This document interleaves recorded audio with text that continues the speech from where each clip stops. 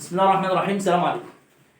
الزمالك اصبح نادي استثماري. كنت بتكلم انا والاستاذ محمد يحيى كده قبل الهوا وجه في دماغنا حاجه، ورجعنا بالزمن ورا سنتين ثلاثه لماتش نهائي القرن، واستاذ محمد يحيى عنده معلومات اكتر. اتفضل يا استاذ محمد. احنا دلوقتي بنتكلم عن نهائي القرن. احنا بعد نهائي القرن عملنا ايه؟ والاهلي عمل ايه؟ احنا بعد نهائي القرن طلعنا مرتين من دور الثمانيه. الاهلي اخذ بطوله والبطوله الثانيه صعد فيها للنهائي، وكان طبعا قاب قوسين او ادنى اللي هو ياخدها من الوداد. وده ليه اسباب كتير. اول سبب من الاسباب ديت الاهلي حافظ على القوام بتاعه. هل لعيبه الاهلي ما بيجيلهاش عروض؟ يعني هل ديانج مثلا ما جالوش، او الشناوي ما جالوش؟ بيجي لهم. الشناوي جاله عروض، وديانج جاله عروض، وقفشه جاله عروض، وكذا، ومحمد شريف جاله. بس الاهلي محافظ على القوام بتاعه، لان الاهلي نادي جماهيري زي الزمالك، ما يفرقش عننا حاجه، او احنا ما بنفرقش عنه حاجه. الاهلي حافظ على القوام بتاعه، حافظ على لعيبته، صعد نهائي مره واثنين وثلاثه، اخذ البطوله مرتين وصعد النهائي مره، في ظل احنا طلعنا 7 لاعيبه من هم العمدان الاساسيه للفرقه: طارق حامد، مصطفى محمد، فرجاني ساسي، اشرف بن شرقي، مين تاني يا محمد؟ ابو جبل. ابو جبل وناجم. يعني لعيبه تشيل فرقه، يعني لعيبه لو جبتهم 3 4 لعيبه من اسوان او من المحله، هيعملوا معاهم شغل عالي وهيصعدوا وهياخدوا بطولات برضه. عمود فقر.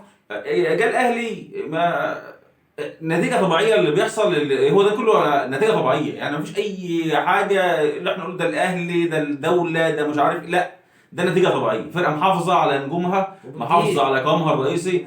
احنا كان اصلا عندنا مشكله في نادي القرن، في بطوله القرن، ان كان الباك الشمال عندنا عبد الله مصاب وعبد الشافي، وما جبناش حد. يعني احنا لعبنا باك شمال كنا بنلعب باسلام جابر. يعني عندي مشكله اصلا في الباك الشمال بقى لها سنتين. الباك الشمال مشكله الزمالك، اذا غاب واحد من التشكيل الاساسي احنا بنعاني. عندي مشكله، احنا ما عندناش يعني بديل. من يوم نهائي القرن ده عندي مشكله في الباك الشمال. جبنا باك شمال مين؟ جبت فتوح وعبد الشافي وجمعه 3. ما جبتش حد. هو عبد الشافي موجود وصعدت حاتم. عبد الشافي موجود. صح. لا، في نادي في نهائي القرن ما كانش مع عبد الشافي موجود. كان موجود، كان مصاب.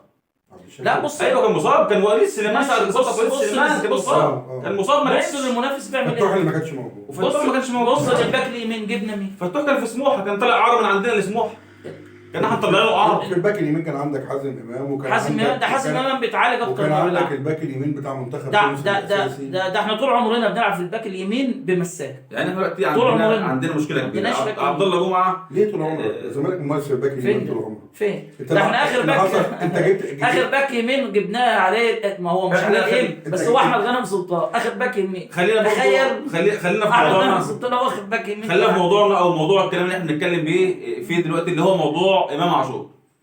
امام عاشور جاي له عقد وعايز يمشي. طيب انت هو بيقول لك مستقبلي، طب واحنا مستقبلنا ابن فين؟ يخرب بيت امك. احنا مستقبلنا احنا كجماهير فين؟ ما احنا عايزين ناخد بطولات، احنا ما عادش عارفين نمشي في الشارع يا ابني. هو اللاعب مرتبط بعقد، انت اللي سبته. ما هو مرتبط انت اللي بتبيعه. على فكره المفاجاه ان هو مش عايز يمشي. مين ده؟ لا هو عايز يمشي. لا يا عم ده تمثيليه. ده انا بطلع بقول لك قول كذا. يعني انا عاوز اقعد وراح اعمل ايوه هو عايز يمشي. ايوه عايز يمشي. هو عايز يمشي. لا هو حتى لو عايز يمشي 50% فمرتبط. اقول لك ليه؟ انا عندي دليل. انا ما بتكلم. بص صلي على النبي. انا ما بتكلمش اي كلام وخلاص. الدليل ان انت معاك عقد من حسين لبيب ممتد ل 2025. ما توصلش.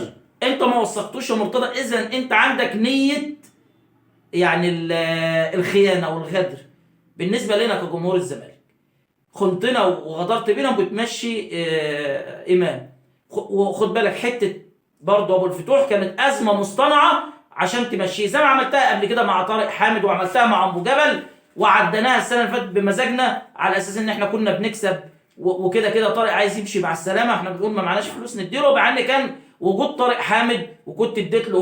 هو واخد 100 مليون من الاتحاد السعودي، انت هتصرف 200 مليون عشان تعوض طارق حامد ومش هتعوض. طيب وبالنسبه برضه القانون، بس بعد اذنك، القانون واللائحه بتقول ان حسين لبيب بعد ما عمل العقد المفروض ان هو بوثقه خلال شهر من تحريره. خلال شهر من تحريره. حسين لبيب قال بعد لك محمد بعد النهارده إذنك، أنا بتكلم عن اللائحة. انا بكلمك بيان انا حسين ماليش دعوه لبيب. بحسين وماليش دعوه حسين لبيب بالمرتضى. لا هو الشال قبل توثيق العقد، هو الشال قبل هو الواد وقع امام ماضي مع حسين لبيب يا باشا قبل 4 شهور من شيء. لا انا هجيب لك تاريخ توثيق العقد. انا هجيب لك تاريخ توثيق العقد. خلينا في الحلقه بتاع استاذ محمود ده. النادي ده كان بعت عرض لحد تاني محمد في الدوري المصري. مين؟ اللي هو بتاع ميتلاند ده. بعت لمين؟ فكر كده كان بعت لمين؟ لا مش عارف صح. بعت لابراهيم عادل. بيراميدز عمل ايه؟ لا حافظ عليه وبنفس الرقم ب 3 مليون لا، دولار. خد بالك، كانوا عايزين ابراهيم عادل. ابراهيم عادل خاف ان هو يروح اداره بيراميدز، قال لك هيروح الاهلي، يعني هم خافوا كمان ان هم ما يمشوش عشان ما يروحش الاهلي. ويلعب في نادي مش جماهيري. بالظبط. بيلعب في نادي استثماري بالظبط. اللي هو اصلا بيجيب لاعب بيكسب، هو نادي جاي عشان يكسب. عشان هو ممكن يجيب لهم اكتر من كده ابراهيم عادل. طب وامام عاشور ما جابش. امام عاشور يعني انا لما ابيع مصطفى محمد، عاشور لما اللجنه المؤقته تبيع مصطفى محمد ب 5 مليون دولار، تمام، 4 مليون بيع ومليون و200 اعاره، صح؟ ايوه. اكتر من 5 مليون دولار، ويجي مرتضى منصور اللي هو راجل القانون وبيقرفنا كان الاستاذ امير بيطلع ليل والنهار ينتقد حسين لبيب عشان باع مصطفى محمد ب 6 مليون وجاب له 6 مليون دولار، وانت يا استاذ تبيع عاشور اللي هو احسن اصلا من مصطفى محمد ب 3 مليون دولار، اللي هو مستقبله اقوى. المهاجم معروف ان هو اغلى. لا يا باشا، ده الكلام ده كان زمان. ده الوقت ده كانت قاعده قبل. هو المهاجم فعلا اغلى، بس هو جاب 6 مليون. لا المدافعين دلوقتي بتتباع بملايين.